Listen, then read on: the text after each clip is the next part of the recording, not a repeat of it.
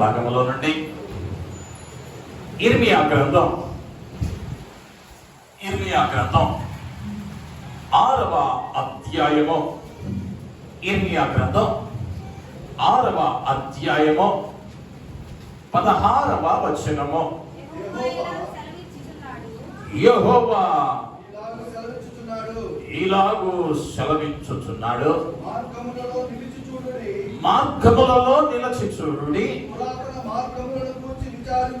పురాతన మార్గములను గురించి విచారించుడి. మేలు కలుగు మార్గము ఏది అని అడిగి అందులో నడుచుకునుడి, అప్పుడు మీకు నెమ్మది కలుగును. దేవుని నామానికి మహిమ కలుగును గాక. హల్లెలూయా. ప్రవక్త అయినటువంటి ఇర్మియా ద్వారా ఇశ్రాయేలు జనాంగానికి దేవుడిచ్చిన అభయము వాగ్దానమై ఉంటున్నది. ఇశ్రాయేలు జనాంగం ఇబ్బందుల గుండా వెళుతూ ఉన్నారు. నెమ్మది కరువైంది. నెమ్మది లేని సమయంలో దేవుడైన యెహోవా ప్రవక్త అయినటువంటి ఇర్మియా ద్వారా ఏమయ్యా ఆలోచనిస్తూ ఉన్నాడు అంటే, పురాతన మార్గాలను గురించి విచారించుడి, మేలు కలుగు మార్గమేది అని అడిగి అందులో నడుచుకొనుడి, అప్పుడు మీకు నెమ్మది కలుగును. దేవుని నామానికి మహిమ కలుగును గాక. హల్లెలూయా, హల్లెలూయా. అప్పుడు మీకు నెమ్మది కలుగును. ఈరోజు నువ్వు ఏ స్థితిలో మందిరానికి వచ్చావో తెలియదు, కానీ ప్రభువు మాట్లాడమన్న మాట నెమ్మది కలువైన నీకు ఆ నెమ్మది ఏ విషయంలో నెమ్మది కొదువై ఉన్నదో ఒక్కసారి నీ జీవిత వెనక భాగాన్ని, పూర్వము జరిగిన సంగతులను, మంచి మార్గమేదో తెలుసుకుని ఆ మార్గములో అడిగి తెలుసుకుని ఆ మార్గములో నీవు నడవగలిగినట్లయితే ఈ మాసము నా ప్రభువు నెమ్మది కరువైన నీ జీవితానికి మీకు నెమ్మది కలుగును కాక అని అభయం ఇస్తూ ఉన్నవానిగా ఉంటూ ఉన్నాడు. ఈ లోకములో ప్రతి వాడు కూడా, ప్రతి వ్యక్తి కూడా జీవితం ప్రశాంతంగా ఉండాలని ఆశపడతాడు, శ్రమ పడతాడు. స్కూలుకు వెళ్ళే పిల్లవాడిని కదిలిస్తే ఈ రోజుల్లో, ఇప్పుడు గనక నువ్వు స్కూల్స్ స్టార్ట్ అయ్యే దినాలు కాబట్టి ఇన్ని రోజులు ఆడుకొని ఉంటారు. నువ్వు గనక రేపటి నుంచి స్కూల్కి వెళ్ళాలరా అన్నావంటే వాళ్ళకి అప్పటి వరకు ఉన్న నెమ్మది పాడైపోయింది. వాళ్ళ నెమ్మదిని పాడు చేస్తా ఉన్నది ఏంటయ్యా అంటే, రేపటి నుంచి మళ్ళీ ఉదయాన్నే లెగవాలి, పుస్తకాల మూట మోసుకొని వెళ్ళాలి, మళ్ళా చదవాలి అన్న బాధ. పెళ్లి కాని వానికి బాధ ఏంటయ్యా అంటే, పెళ్లి ఎప్పుడైతో అన్న బాధ. ఉద్యోగం వచ్చినోడికి ఉద్యోగం ఊడిద్దా, పరిస్థితులు బాగలా, అనేక విధాలైనటువంటి బాధలు మనిషిని కృంగ తీసేవిగా ఉంటున్నాయి. ఎంతున్న ఇంట్లో ఆస్తిపరుడమైనా లేదా ఉన్నతమైన పదవులున్నా ఈ నెమ్మది అన్నది లేకపోతే ఆ జీవితం వేదనకరమే. జగడి గుండి అయిన భార్యతో కాపురం ఉండట కంటే మిద్ది మీద మొన్న కూర్చోవడం మంచిది అన్నాడు జ్ఞాని సొలొమోను. అంటే ఇంట్లో అన్ని ఉన్నా నెమ్మది లేకపోతే ఒక మౌన బ్రతికేయటం మంచిది అని అన్నాడు. అదే కీర్తనాకారుడు అన్నాడు, ఆహా గువ్వలే నాకు రెక్కలున్నాయడవా, నేను ఎగిరిపోయి నెమ్మదిగా నుండునే. అంటే మనిషి నెమ్మదిని కోరుకుంటూ ఉన్నాడు. నీవైనా నేనైనా ప్రయాసపడుతూ ఉన్నది లేదా కోరుకుంటూ ఉన్నది కుటుంబంలో నెమ్మది, కుటుంబంలో సమాధానం, మనం చేస్తూ ఉన్న కార్యాలలో సమాధానకరమైన పరిస్థితులు కావాలని ఆశపడుతూ ఉంటాం. ఇర్మియా ప్రవక్త ద్వారా దేవుడు చెబుతూ ఉన్నాడు, ఉత్తమమైన మార్గమేదో అడిగి తెలుసుకుని దానిలో నడవండి. దానిలో నీవు నడిస్తే నీకేమవబోతూ ఉన్నదయ్యా ఈ మాసంలో అంటే, ఆయన నిన్ను నెమ్మది కలుగ చేసే దేవునిగా ఉంటూ ఉన్నాడు. కీర్తనకారుడు అంటాడు, 119వ కీర్తన 50వ వచనానికి వెళితే, ఈ వాక్యములను బ్రతికించి ఉన్నది, నా బాధలో ఇదే నాకు నెమ్మది కలిగించుచున్నది. వేదన సమయంలో, బాధ కలిగిన సమయంలో దావీదు దేవుని వాక్యాన్ని ఆశ్రయించాడు. ఆ వాక్యాన్ని ఆశ్రయించగా ఆ వాక్యము ఏమైందయ్యా అంటే నెమ్మదిని కలుగ చేసింది. ఒకానొక పర్యాయం ఒక ఊరిలో ఒక వైద్యుని దగ్గరకు ఒక పేషెంట్ వచ్చాడు. పేషెంట్ వస్తే డాక్టర్ గారు అడిగాడు, అయ్యా ఏంటి బాధ అన్నాడు. అయ్యా తెలియదుయా, నాకెందుకో నేను పని చేసినంత సేపు బాగానే ఉంటా ఉన్నాను. ఆ పని ముగించుకుని ఇంటికి వచ్చిన తరువాత ఏవేవో వ్యాపకాలు, ఏవేవో ఆలోచనలు, వేదన నన్ను వెంటాడుతూ ఉంది అని ఒక వైద్యుని దగ్గరకు వెళ్ళాడు. ఆ వైద్యుడు అన్నాడు, అయ్యా నీ బాధ, నీ వేదన పోవాలంటే ఈ ఊర్లో జంబో సర్కస్ అని ఒకటి జరుగుతా ఉంది, ఆ సర్కస్కి వెళ్ళు అని అన్నాడు. అయ్యా నేను అక్కడేనయ్యా పనిచేసేది. అయితే నీకు బాగా తెలుసు కదా, ఆ సర్కస్ లో ఒక జోకర్ ఒకడు ఉంటాడు. ఆ జోకర్ దగ్గరికి వెళ్ళి వాడు చేస్తున్నటువంటి కార్యాలను చూడు, నీకు ఎక్కడ లేని సంతోషం కలిగింది అన్నాడు. వెంటనే ఈ పేషెంట్ అన్నాడు, అయ్యా ఆ జోకర్నే నేనే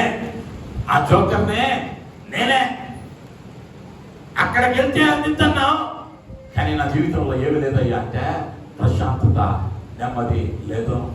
కొన్నిసార్లు డబ్బు లేని వాడు అనుకుంటాడు, డబ్బు వస్తే నెమ్మదిగా బ్రతకొచ్చు అని అనుకుంటాడు. డబ్బున్నోడు అనుకుంటాడు, ఎందుకుందరా ఈ డబ్బు, దీనివల్లే కదా మనకి బాధలు. ఆ మధ్య కేరళలో ఒక యవనస్తుడికి ఒక లాటరీ వచ్చింది, 5 కోట్ల రూపాయలు అనుకుంటా. వాడు అంతకు ముందు రోజు వరకు ప్రశాంతంగా ఉన్నాడంట.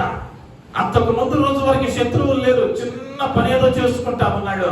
ఆ ఊర్లో అందరికీ కూడా తెలియదు, కానీ లాటరీ వచ్చిందని పేపర్లో వేశారు, 5 కోట్లు వేశారు. ఇప్పుడు పక్కింటోళ్ళు వచ్చారు, ఎదురింటోళ్ళు వచ్చారు, తర్వాత మళ్ళా ఇస్తున్నాడు ఇంటర్వ్యూ.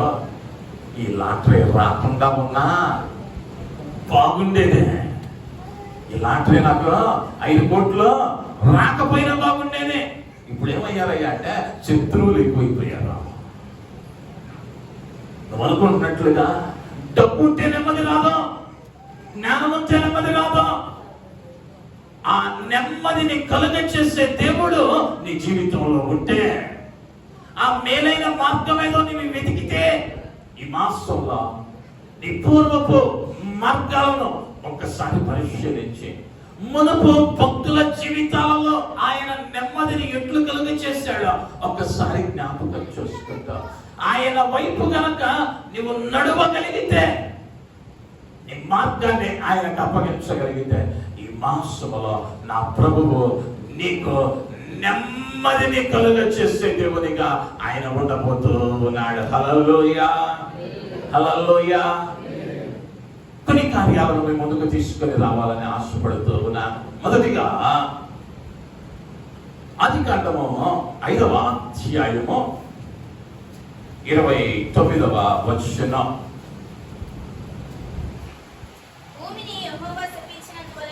భూమిని యెహోవా శపించినందువలన కలిగిన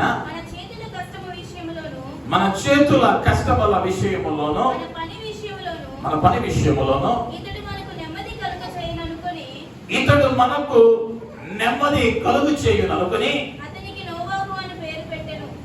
అతనికి నోవాహు అని పేరు పెట్టెను. దేవుని నామానికి మహిమ కలుగును గాక. హల్లెలూయా. భూమి శపించబడింది, సర్వమానవాళి శపించబడింది 3వ అధ్యాయములో. ఎందుకు శపించాడయ్యా? చేసిన దేవుడే అంటే దేవుడు చేయవద్దన్న పనిని చేశాడు, పాపంలో పడ్డాడు, ఆత్మీయ మరణాన్ని రుచి చూశాడు. ఆ దినాన దేవుడు శపించాడు. 3వ అధ్యాయములో అంటాడు 17వ వచనములో, నేను తినవద్దన్న పండు నీవు తిన్నావు కాబట్టి నువ్వు చెమటొచ్చి భూమిని సేద్యం చేసి ఈ చిల్ల పొదలో ఈ ముండ్ల పొదలను నీవు దున్ని పండించి నువ్వు తినాలి. నువ్వు మట్టిని కనుక తిరిగి మట్టికి చేరేంత వరకు నీ పనులలో ప్రయాస మానదు అని దేవుడు మాట్లాడాడు, శపించాడు. అయితే ఈ నోవాహు పుట్టే సమయానికి లెమెకు వంశములో లెమెకు మాట్లాడుతూ చెబుతూ ఉన్నాడు, ఈ నోవాహును బట్టి మన పనుల విషయములో ప్రభువు నెమ్మది కలుగ చేయబోతా ఉన్నాడు. హల్లెలూయా, హల్లెలూయా. ఈ మాసములో నీకు నా దేవుడు ఏం చేయబోతా ఉన్నాడు అయ్యా అంటే నీ పనులలో నెమ్మది ఇవ్వబోతున్నాడు. ఈనాడు అనేక మంది అనేక కార్యాలను చాలా ఉత్సాహంగా ప్రారంభించేస్తాం, ఉత్సాహంగా మొదలు పెట్టేస్తాం. ఆ పని సజావుగా వెళ్ళినంతసేపు బాగుంటుంది. ఎక్కడో ఒక నిర్దిష్టమైన స్థాయిలో ఆగినప్పుడు, లేదా దానిలో ఎదుగుదల లేనప్పుడు, దానిలో ఆశీర్వాదము లేనప్పుడు నీవెంతైతే బాధపడుతూ ఉన్నావో చుట్టూ ఉన్న వారి మాటలు మరింత బాధకు గురి చేస్తాయి. అనేక విషయాల్లో మనం వేదనలోనే ఉంటాం, మనం బాధలోనే ఉంటాం. ఎవరో వస్తారో చుట్టం చూపుగా వచ్చి, అమ్మా ఇది ఇట్లా ఆగిపోయిందంటగా, ఆ మాట ఇచ్చేసింది అయ్యా అంటే మనల్ని కూల్గా తీసింది, మన వేదనను ఇంకా అధికం చేసింది. కానీ నా ప్రభు అంటా ఉన్నాడు, నీ పని ఏదో, నీ ఇబ్బంది ఏదో, ఈ మాసం నీ పనుల భారం నా యెహోవా మీద మోపగలిగితే నీ పనుల విషయములో ఆయన నెమ్మదిని ఇవ్వబోతూ ఉన్న దేవునిగా ఉంటూ ఉన్నాడు. హల్లెలూయా, హల్లెలూయా. ఈనాడు ఏం చేస్తా ఉన్నామయ్యా అంటే మనమే ఆ భారాన్ని మన మీద వేసుకుని ఇలా చేస్తే బాగుంటుందేమో, అలా చేస్తే బాగుంటుందేమో, మన దగ్గర ఈ వనరులు ఉన్నాయి కదా, ఇంతమంది మనకు అనుకూలమైన వారు ఉన్నారు కదా అని మనం ప్రక్కదారులను వెతుకుతూ ఉన్నామే తప్ప రహదారి అయినటువంటి లేదా నేరుగా ఆశీర్వాదం ఇస్తానన్నటువంటి దేవునికి సమయము ఇవ్వలేక నీ పనులలో నెమ్మదిని పొందలేకపోతా ఉన్నావేమా? ఈ మాసం, ఈ తొలి దినం నీ పని ఏది?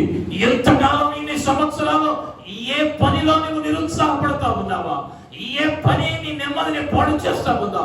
ఒక్కసారి నా ప్రభువుకి అప్పగించి, అయ్యా పనులలో నెమ్మదినిచ్చావు లెమెకు వంశానికి, నాకు కూడా నా పనిలో నెమ్మదిని దయచేయమని నా ప్రభువుకు అప్పగించగలిగితే నా ప్రభువు ఈ మాసములో నీ పనిని సఫలపరచే దేవునిగా, నీ పనిలో నెమ్మదించే దేవునిగా, నీ చేతుల కష్టార్జితమును నా దేవుడు ఆశీర్వదించువనిగా ప్రతి కుటుంబము మీద నిలచేయుడును గాక.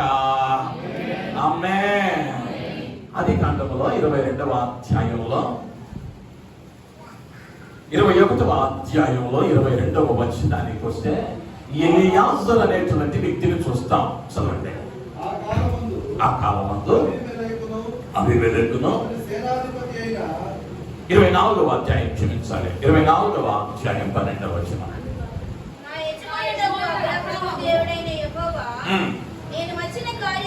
నేను వచ్చిన కార్యము త్వరలో సఫలము చేసి అనుగ్రహము శుభము. దేవుని నామానికి మహిమ కలుగును గాక. హల్లెలూయా, హల్లెలూయా. ఎలియాజరుకు అబ్రహాము ఒక పని అప్పగించాడు. పని మీద బయలుదేరుతున్న వ్యక్తికి పనికి కావలసిన వాహనం ఇచ్చాడు, పనికి కావలసిన ధనం ఇచ్చాడు, పనికి కావలసినటువంటి పని వేళల్లో కావలసిన ఆహారం ఇచ్చాడు, పంపించాడు. అంటే ఇప్పుడు లోటు ఏమీ లేదు ఎలియాజరు దగ్గర.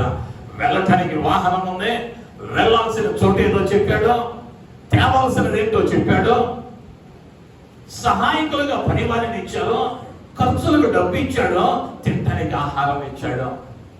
కానీ ఎలియాజరుకు ఏం తెలుసయ్యా అంటే, ఈ పని నా వలన కాదు, నేను అబ్రహాము యొక్క ప్రధాన పనివాడినైనప్పటికీ నా దాసుడైన నా యజమానుడైనటువంటి అబ్రహాము కుమారునికి భార్యను కనుగొనుట నా జ్ఞానం వల్ల కాదు. 10 ఒంట్లు ఉన్నాయి, ఎంత దూరమైన ప్రయాణం చేయగలను, కానీ నా యజమానుని దేవుడైన యెహోవా సహాయం చేయకపోతే, నా పనిని సఫలం చేయకపోతే నా ప్రయాస వ్యర్థమేనని ప్రభువుకు అప్పగిస్తా ఉన్నాడు. అయ్యా, నా ప్రయాణాన్నే సఫలం చేయి. ఎందుకు వచ్చాడో చెప్పట్లా, ఎందుకు వచ్చాడో కూడా చెప్పలా. అయ్యా, నా యజమానుడైనటువంటి ఇస్సాకుకు భార్యను వెతకడానికి వచ్చాను, ఒక చక్కని అమ్మాయిని చూపించయ్యా అట్లా. అయ్యా, నేను బయలుదేరిన కార్యం సఫలం చేయి. నా ప్రభు ఎవరయ్యా అంటే, నీ హృదయ మర్మాలను ఎరిగిన దేవుడు. నువ్వంత పెద్ద లాంగ్ స్టోరీ రాయక్కర్లా, కన్నీటితో విరిగి నలిగిన హృదయంతో, అయ్యా నా పనేంటో నీకు తెలుసు, నా పనిని అయ్యా సఫలపరచు అని ఒక్క కన్నీరు పొట్టు కారిస్తే నా ప్రభువు ఎలాంటి వాడయ్యా అంటే, జాలి కలిగిన దేవుడు. ఆయన నువ్వు కన్నీరు పెట్టడం ఆయనకి ఇష్టం లేదు, ఆయనకి ఇష్టం లేదు. ఆయన కన్నీరు, నీ కన్నీటినంట ఆయన తన గుండెలో ప్రతి బాష్ప బిందువును ఆయన లెక్కిస్తూ ఉన్నాడు. ఇది ఒక్కసారి ఎన్నెన్నో కార్యాలు చేసావేమో నీ పనులలో సఫలత కొరకు, ఒక్కసారి దేవుని సన్నిధిలో ఒక్క కన్నీరు పుట్టు కార్చి చూడు. నీ పనులను నా ప్రభువు సఫలపరచే దేవునిగా ఉంటూ ఉన్నాడు. హల్లెలూయా, హల్లెలూయా. ఆయన గొప్ప కార్యాలను చేసే దేవుడు, ఆయన గొప్ప దీవెనల చేత ఆయన తృప్తిపరచే దేవునిగా ఉంటూ ఉన్నాడు అన్న విషయాన్ని నేను జ్ఞాపకం చేస్తూ ఉన్నాను. ఎప్పుడైతే తన పనిని ప్రభువుకు అప్పగించాడో ఎలియాజరు, ఆ తదుపరి 56వ వచనములోనికి వచ్చేసరికి అప్పుడు అతడు యెహోవా నా ప్రయాణమును సఫలము చేసెను కనుక నాకు తడవు కానియక. చాలమ్మా, నా కార్యాన్ని సఫలం చేయమన్నాడు. చెయ్యమన్నవాడు సూచనగా అడగరాని కోడికి అడుగుతా ఉన్నాడు. అయ్యా, ఒక ఆమె రావాలి, నేను అడిగిన వెంటనే నాకు నీరు పెట్టాలి, నాకు మాత్రమే కాదు నా ఒంటెలకు నీరు పోయాలి. ఒక్కొక్క ఒంటె ఇంచుమించు 200 లీటర్ల నీటిని తాగింది ఒక్క పర్యాయం. అంటే ఈ 10 ఒంటెలు తాగాలి అంటే ఇంచుమించు 2000 లీటర్లు. అంటే ఒక చిన్న ట్రాక్టర్, ఇప్పుడు ట్రాక్టర్ నీళ్లు తోడాలి, ఇదేదో మోటార్ ఇస్తే వచ్చే మార్గం కాదా. ఇంచుమించు 100-200 అడుగుల లోతున్న బావిలో దిగి చాలా కష్టమైన పని. ఈ రోజు గనక ఎవరైనా కొంచెం విశ్వాసం ఎక్కువయ్యి, అయ్యా మేము వెళ్ళంగానే ఇన్ని నీళ్లు ఇవ్వాలని పొరపాటున 1000 లీటర్ల నీళ్లు బావిలో తోడిపోయాలంటే ఒక్కడికి పెళ్ళి ఉండేది కాదు. అవునంటారా కాదంటారా? అంత ఓపికలు రోజుల్లో లేవా? కానీ ఆ దినాలలో అడిగిన వెంటనే గొప్ప కార్యాన్ని జరిగించి ఆ పనిని ప్రభువు సఫలపరచిన దేవునిగా ఉంటూ ఉన్నాడు. అదే దేవుడు నేటికి నీ సజీవుడు. ఆయన నీ పనిని, అది ఏ కార్యమో, నీ ఉద్యోగ విషయమో, లేదా నీవు తలపెట్టిన ఏ కార్యమైనా అవ్వచ్చు, నీ పరిస్థితి ఈ దినమున ఆ పని ముగించడానికి సామర్థ్యము లేని స్థితిలో ఉన్నామేమో, నా దేవునికి అసాధ్యమైన కార్యమో ఏదీ లేదో, సమస్తమును సాధ్యపరచగలిగిన దేవుడు ఆయన నీ పక్షంగా ఉండబోతూ ఉన్నాడు. నీ పనులలో ఆయన ఈ మాసము నెమ్మదిని కలుగ చేయు దేవునిగా ఉంటూ ఉన్నాడు. హల్లెలూయా, హల్లెలూయా. ఆదికాండములో 21వ అధ్యాయము 22వ వచనానికి వస్తే, ఆ కాలమందు అబీమెలెకును అతని సేనాధిపతి అయిన ఫికోలును అబ్రహాముతో మాట్లాడి నీవు చేయు పనులన్నిటిలోను దేవుడు నీకు తోడై ఉన్నాడు కనుక నీవు నన్నైనను వంచింపక. చాలమ్మా, అక్కడ ఒక చక్కని మాట అంటారు. అబీమెలెకును ఫికోలును దేవుడు నీవు చేయు పనులన్నిటిలో దేవుడు నీకు తోడై ఉన్నాడు కనుక. దేవుడు అబ్రహాముకు తోడై ఉన్నాడని అన్యదేశపు రాజు నిన్న శారమ్మ గారిని బలవంతంగా ఎత్తుకెళ్ళిపోయినాడు అబీమెలెకు. ఈరోజు వచ్చి అయ్యా దేవుడు నీకు తోడుగా ఉన్నాడు, నీ పనులన్నిటిలో ఆయన ఏం చేస్తా ఉన్నాడయ్యా అంటే నీకు సఫలతను కలుగ చేస్తా ఉన్నాడు. కారణం ఏమిటయ్యా అంటే అబ్రహాము దేవుని మాటకు లోబడినటువంటి వాడు. నేను చూపించు దేశానికి వెళ్ళమంటే విశ్వాసము చేత వెళ్ళుచున్న ప్రాంతమేదో ఎరుగకనే బయలుదేరి వెళ్ళాడు. తన పనులను దేవునికి అప్పగించాడు. తన పనులన్నిటిలో దేవుడు తోడుగా ఉన్నవాడిగా ఉంటూ ఉన్నాడు. హల్లెలూయా, హల్లెలూయా. ఈనాడు అనేక మందిని మన పనులను ఆయనకు అప్పగించాలనే ఆశతో ప్రార్థన ప్రారంభిస్తాం. కానీ మన విశ్వాసాలు ఎలా ఉంటాయి అంటే నేను ఎప్పుడు చెప్పేటువంటి ఒక చిన్న ఎగ్జాంపుల్. ఒక ఊర్లో మార్క్ గారు ఉన్నాడు. ఇక్కడ ఎవరు లేరుగా. మార్క్ గారు ఉన్నాడు. ఆ ఊరికి లక్ష్మమ్మ అనే ఒక పాలు బయటకు వచ్చింది. కాలువ దాటి వచ్చింది. ప్రతిరోజు ఆలస్యంగా వస్తుంది. మార్క్ గారు అడిగాడు ఒకరోజు, అమ్మా నువ్వు 8-9 వస్తే నా వల్ల కాదు, నాకు 6 పాలు టీ తాగటం అలవాటు, నువ్వు 6 గంటలకు అలా రాగలిగితేరా, లేకపోతే మానేయి అన్నాడు. ఆ ముందే లక్ష్మమ్మ, అయ్యా మీ ఊరికి రావాలంటే నద్దాటాలంటే పడవ నిండాలి, పడవ నిండితేనే ఇంటి తీసుకొస్తున్నాడు, అందుకనే ఆలస్యం అవుతుంది అయ్యా అన్నాడు. అంటే అనేసరికి ఆయన అన్నాడు, మార్క్ గారు, అమ్మా నీలాగే పేతురు ఒక ఆయన ఉండేవాడు. అప్పుడు యేసయ్య నీళ్ళ మీద నడుస్తుంటే అయ్యా నేను నడవను అంటే నడవమన్నాడు. ఆయన ప్రార్థించుకొని నడిచి వచ్చాడయ్యా, నడిచి వచ్చాడమ్మా, నువ్వు కూడా ప్రార్థన చేసుకొని నీళ్ళ మీద నడిచేయి అన్నాడు.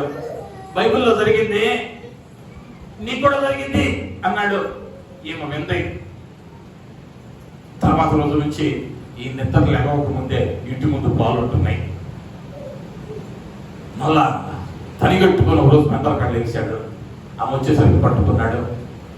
అడిగాడు, మొన్నటిదాకా పడవన్నావు, నిండాలన్నావు, 8కి ముందు ఎప్పుడు రావా, ఇప్పుడు ఎట్టొస్తున్నావు అన్నాడు. అయ్యా నువ్వు ఒక మార్గం చెప్పావుగా, మంత్రం చెప్పావుగా అంతే. ఏందా మంత్రం అన్నాడు. ఒట్టుకొచ్చి ప్రార్థన చేసుకుని నడిచి రమ్మన్నావుగా. ఒట్టుకొచ్చి ప్రార్థన చేసుకుని నీళ్ల మీద నడిచి రమ్మన్నావుగా. నేనేదో జరిగింది చెప్పాను, నీళ్ల మీద నడిచి వస్తావు, మరీ అబద్ధాలు ఆడకన్నాడు. అయ్యా నువ్వు నమ్మకపోతే నాతో పాటు రా అంతే. ఇద్దరు కొట్టుకొచ్చారు. ఈ లక్ష్మమ్మ ప్రార్థన చేసుకుంది, నడుచుకుంటూ అవతల రోడ్డుకి వెళ్ళిపోయింది. అవతల నుంచి కేకేస్తుంది, మార్క్ గారు మీరు కూడా ప్రార్థన చేసుకుందంటే. మార్క్ గారు కూడా ప్రార్థన చేశాడు. ప్రార్థన చేసి ఇప్పుడు నీళ్ళలో నడవబోతా ఉన్నాడు. పాతకాలం మాస్టర్ గారు కాబట్టి పంచి కట్టాడు. మొదటి కాలు ఎత్తుతున్నాడు. ఎత్తుతా పంచిని ఏం చేశాడు అంటే పైకి లాగాడు. పంచనే పైకి లాగాడు. ఎందుకయ్యా అంటే మా ప్రార్థన దేవుడు విన్నాడో లేదో, వినకపోతే పంచి తడవకుండా ఉంటుంది. దేవుడు అద్భుతం చేశాడని విన్నాం, ఇంకొకరికి సలహా ఇచ్చాం, కానీ మన దాకా వచ్చేసరికి మనం ఏం చేయలేకపోతున్నామయ్యా అంటే విశ్వాసం ఉంచలేకపోతా ఉన్నాం. ఈ దినాన నా ప్రభువుకి నీ పని ఏదైనా, అది ఎంతటి క్లిష్టమైనదైనా, కష్టమైనదైనా, వేదనతో కూడినదైనా నా ప్రభువుకి అప్పగించి చూడు. నా ప్రభువు దానిని సఫలపరచును కాక. దేవుడు నామానికి మహిమ కలుగును కాక. నీ పనులలో ఆయన నెమ్మదిని ఈ మాసంలో ఉంచబోతున్నాడు. రెండవదిగా యెహోషువ గ్రంథంలోనికి వెళదాం. 23వ అధ్యాయం 1వ వచనం. చుట్టూ ఉన్న వారి శత్రువులలో ఎవరును వారి మీదకి రాకుండా యెహోవా ఇశ్రాయేలీయులకు నెమ్మది కలుగచేసిన మీదట అనేక దినములైన తరువాత యెహోషువ బహు సంవత్సరములు గల వృద్ధుడు ఆయనో. దేవుని నామానికి మహిమ కలుగును గాక. హల్లెలూయా. ఈ యెహోషువ కాలంలో ఇశ్రాయేలీయులకు నెమ్మది లేదు. కారణం ఏమిటయ్యా అంటే శత్రువులు అధికమైపోయారు. ఏదో ఒక దేశం ఏదో ఒక టైంలో దండెత్తి వస్తా ఉన్నారు, నెమ్మదిని పాడు చేస్తా ఉన్నారు. ఇప్పుడు వారికి నెమ్మది కావాలి అంటే ఏముండకూడదయ్యా అంటే శత్రువు ఉండకూడదు. ఇప్పుడు యెహోషువ దినాలలో దేవుడు దేశంలో ఏమి కలుగ చేశాడయ్యా అంటే నెమ్మదిని కలుగ చేశాడు. ఈ మాసములో నా ప్రభువు నీ శత్రువుల విషయములో నెమ్మదిని ఇవ్వబోతా ఉన్నాడు. నీకన్నా శక్తి కలిగిన వారేమో, నీకన్నా జ్ఞానము కలిగిన వారేమో, నీకన్నా గొప్పవారేమో, వారిని చూసి ఆ పరిస్థితిని చూసి ఆ ఇబ్బందిని చూసి వేదనలో ఉన్నావేమో. దిగులు పడవలసిన అవసరం లేదు. మనపక్షంగా ఉన్నవాడు లోకములో ఉన్నవాడి కంటే గొప్పవాడిని లేఖనం స్పష్టంగా చెప్పబడుతూ ఉన్నది. ఆయన నీ శత్రువుల విషయములో నీకు నెమ్మదిని కలుగ చేసే దేవుడై ఉంటూ ఉన్నాడు. హల్లెలూయా, హల్లెలూయా. ప్రపంచ చరిత్రలో యామ్ కపూర్ అనేటువంటి ఒక యుద్ధం జరిగింది. ఆ యుద్ధానికే యామ్ కపూర్ అని పెట్టారు. ఈ యామ్ కపూర్ అంటే పరిశుద్ధ యుద్ధము అని అర్థము. ఈ యామ్ కపూర్ కి అర్థము పరిశుద్ధ యుద్ధము. ఇది ఎప్పుడు ఎక్కడ జరిగిందయ్యా అంటే ఇశ్రాయేల్ దేశము మీదకి చుట్టున్నటువంటి ఇంచుమించు 10 దేశాల వారు ఒక దినాన్ని వాళ్ళు ఎంపిక చేసుకున్నారు. వారి ఉద్దేశం ఏమిటయ్యా అంటే ఈ ఇశ్రాయేలీలందరూ ఆ యామ్ కపూర్ దినం అనేటువంటి పరిశుద్ధ దినాన మందిరంలో ఉంటారు కాబట్టి వారు వేరొక పనిని ఆ దినాన జరిగించరు. కాబట్టి ఆ దినాన్ని ఎంచుకుంటే వారిని సునాయాసంగా చేయించవచ్చునని ఆ దినాన యుద్ధాన్ని ప్రకటించారు. చుట్టూ దేశము చుట్టూ పెద్ద పెద్ద ఆయుధ సంపదను నిలువ పెట్టారు 10 దేశాల వారు. ఈ విషయం మందిరంలో ఉన్నటువంటి ఇశ్రాయేలులకు తెలిసిందే. కానీ ఆ దినమందు వారు ఏ పనిని జరిగించరు. కానీ వారు ఏం చేస్తా ఉన్నారయ్యా అంటే మందిరములో నుండి యెహోవాకు మొరపెట్టారు. మందిరములో నుండి యెహోవాకు మొరపెట్టగా ఒక గాలి వంటి ఒక ధూపము బయలుదేరింది.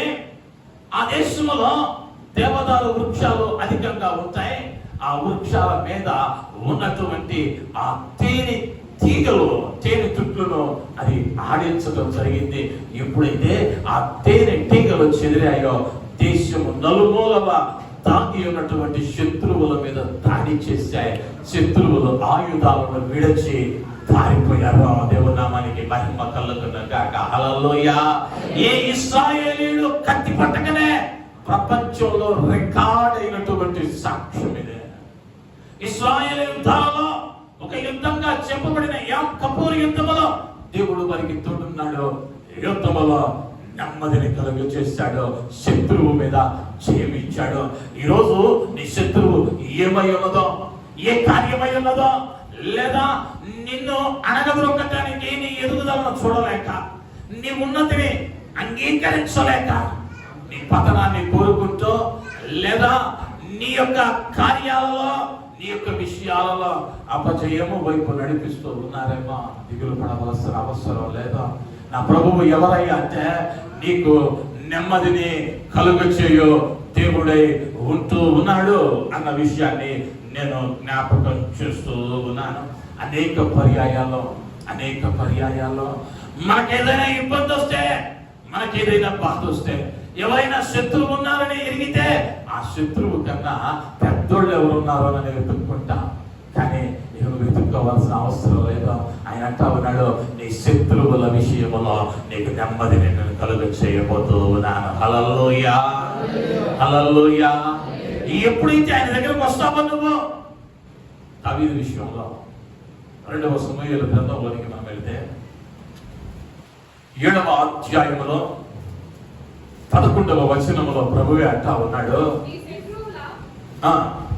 శత్రువుల మీద నీకు జయమిచ్చి నీకు నెమ్మది కలుగజేసి ఉన్నాను. నీ శత్రువుల మీద నీకు జయమిచ్చి నెమ్మదిని కలుగజేసి ఉన్నాను.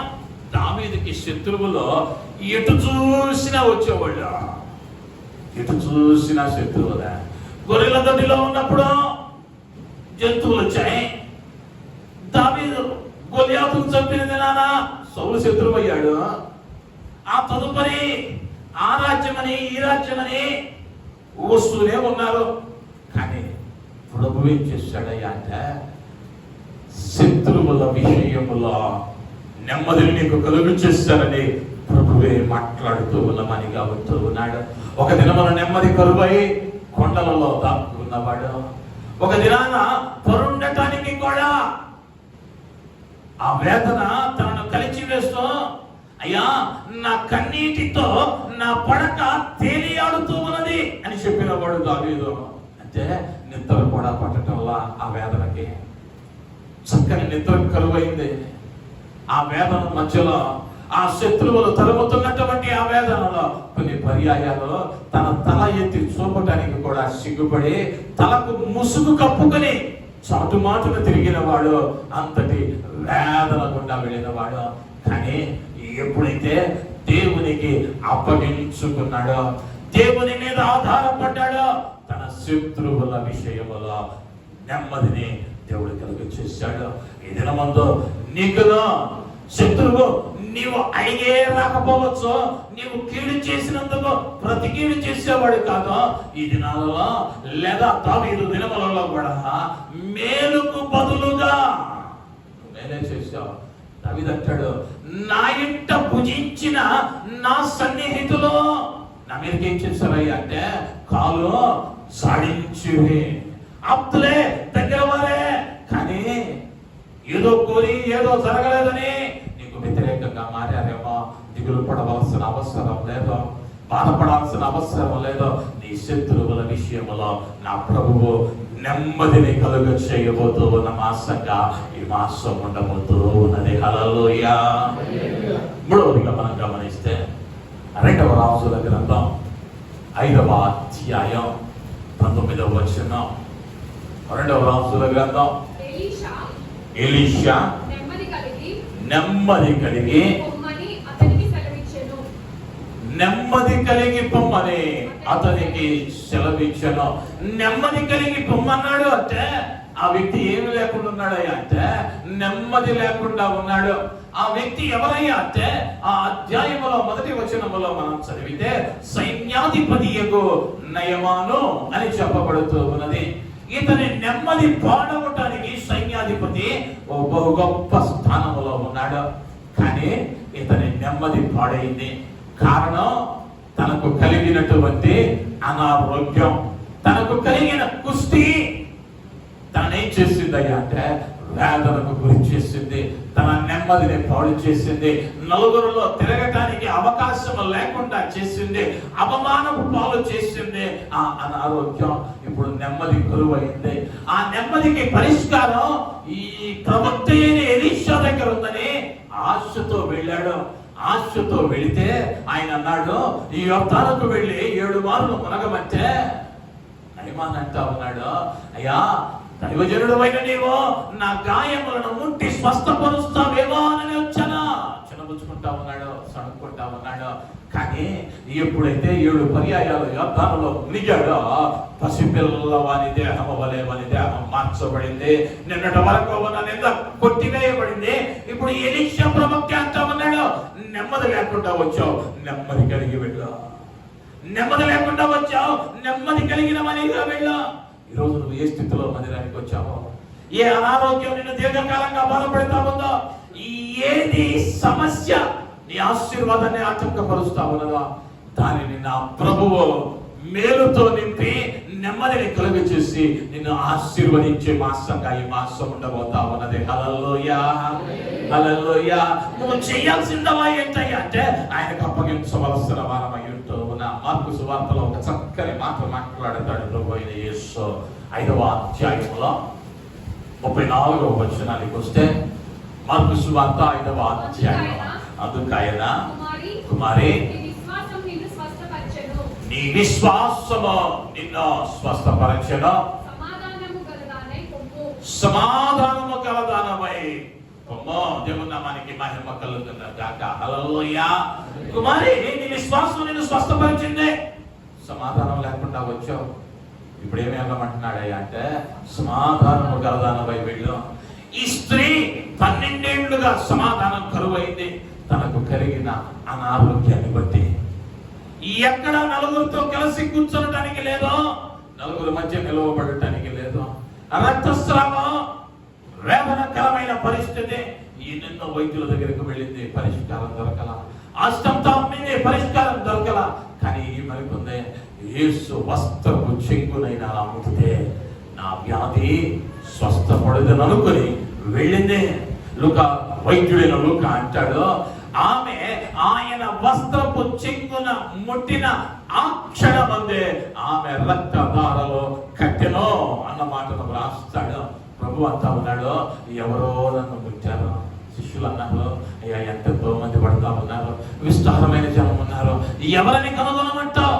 కాదు, ఈమె ఆశతో తాకింది, విశ్వాసముతో తాకింది, నాలో నుండి ప్రభావము వెడలిపోయింది.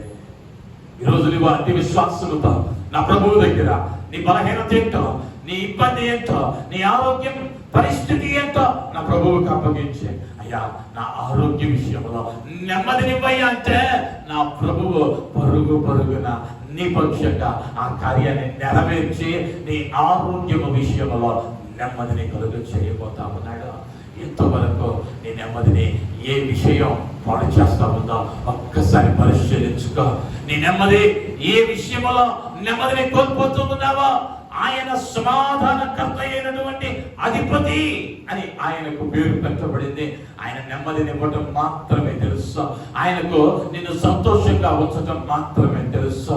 నీవు కనుక ఆయన వైపు నీవు నడిచి నీ మార్గాన్ని ఆయనకు అప్పగిస్తే ఆయన ఏం చేయబోతా ఉన్నాడు అంటే నీ పనులలో నెమ్మదినివ్వబోతా ఉన్నాడు. ఆ పని ఏదైనా కానివచ్చు, ఆ పని నీవు ఆశపడినది, నీ హృదయంలో ఉన్నది, నీ ఇంట్లో వాళ్ళకి తెలియదేమో, నీ బంధువులకు తెలియదేమో, కానీ నా ప్రభువు హృదయం మార్గాలు ఎరిగిన దేవుడు. ఆ పనిని ప్రభువుకి అప్పగించు. అయ్యా ఈ పనిలో నాకు సహాయం చేయి, అయ్యా ఎంతో కాలంగా ఎదురు చూస్తున్నానని ఆయనకు అప్పగించు. నీ పనిని నా ప్రభువు 100కి 100 పాళ్ళు ఈ మాసములో సఫల పరచును గాక. నీ ఆరోగ్యము విషయంలో ఏ అనారోగ్యాన్ని బట్టి నువ్వు నిందను అనుభవిస్తా ఉన్నావా, ఏ బలహీనతను బట్టి వేదనను అనుభవిస్తా ఉన్నావా, ఏ అనారోగ్య సమస్య నిన్ను కృంగతీస్తా ఉన్నదో నా ప్రభువుకి అప్పగించా. నా ప్రభువుకి అసాధ్యమైనది ఏదీ లేదు. నా ప్రభువు ఎవరయ్యా అంటే ప్రపంచ చరిత్రలోనే ప్రథమ వైద్యుడు నా ప్రభువు, ప్రధాన వైద్యుడు నా ప్రభువు. ఆయన కత్యక్కర్లా, మందక్కర్లా, ఆయన శూన్యముల నుండి సమస్తం చేయగలిగిన వాడు. నీ ఆరోగ్యాన్ని చక్కగా చేసి నీకు ఆశీర్వాదాన్ని ఇవ్వగలిగిన దేవుడు. ఆయన దగ్గరకు నువ్వు రాగలిగితే నీ శత్రువుల విషయంలో నీకు నెమ్మది. నీవు ఎదిరించలేవేమో, నీవు పోరాడలేవేమో, భయంతో ఉన్నావేమో, కానీ నా ప్రభువుకి అప్పగిస్తే ఆయన నెమ్మదిని కలుగ చేసే దేవుడు. ఒక్క పర్యాయం కళ్ళు మూసుకొని ఆయన వైపు చూస్తూ, అయ్యా మా పనులను నీ చేతులకు అప్పగిస్తూ ఉన్నా, అయ్యా ఎన్నో ఇబ్బందులు, ఎన్నో కష్టాలు, అయ్యా ఈ వేదన భరించలేను, అయ్యా అయ్యా నీ పనుల భారం యెహోవా మీద మోపుమా, అయ్యా ఈ దినమందు నా భారాన్ని నాయన అయ్యా మీకు అప్పగిస్తున్నా, అయ్యా మీకు అప్పగిస్తున్నా, అయ్యా మీకు అప్పగిస్తున్నా, అయ్యా మా పనుల భారమలా నాయన నెమ్మదిని కలుగచేయి నాయన, అయ్యా పనులలో నాయన సఫలతను దాయించేయి. అయ్యా బిడ్డల ప్రతి ఒక్కరి పనులు మాసంలో నీ సన్నిధిలో నాయన, అయ్యా నాతో ఏకీభవించి ప్రార్థిస్తున్న ప్రతి బిడ్డకు నాయన నీవు తోడుండండి, కార్యాలను సఫలపరచండి నాయన. అయా శత్రువుల విషయంలో నెమ్మదిని కలుగచేయండి. అయా బిడ్డలకు వ్యతిరేకంగా రూపింపబడుతున్న ప్రతి ఆయుధాన్ని లయపరచండి నాయన. అయ్యా మీరు చూడండి నాయన, ఆరోగ్యాలలో నాయన, ఆరోగ్యపరమైన విషయాలలో నాయన ఏది సరి చేయాలో అయా వాటిని సరిచేసి చక్కని ఆరోగ్యాలను ఇచ్చి బిడ్డల నిందలను కొట్టివేసి అయా బిడ్డల జీవితాలలో నవ్వులో నెమ్మదిని మీరు కలుగు చేయండి అయా. ఈ ఆశీర్వాదాన్ని నిండారుగా నీ ప్రతి బిడ్డ మీద మీరు కృపరించండి అయా. నీ వైపు చూస్తున్న వారు ముఖములెన్నడలో లజ్జింపలేదని వాక్యం సెలవించిన రీతిగా అయా బిడ్డలకు నాయన మేలు కలుగునట్లుగా నెమ్మదిని మీరు ఆజ్ఞాపించు, ఆశీర్వదించి పంపమని యేసు నామములో అడుగుతున్నాము తండ్రి.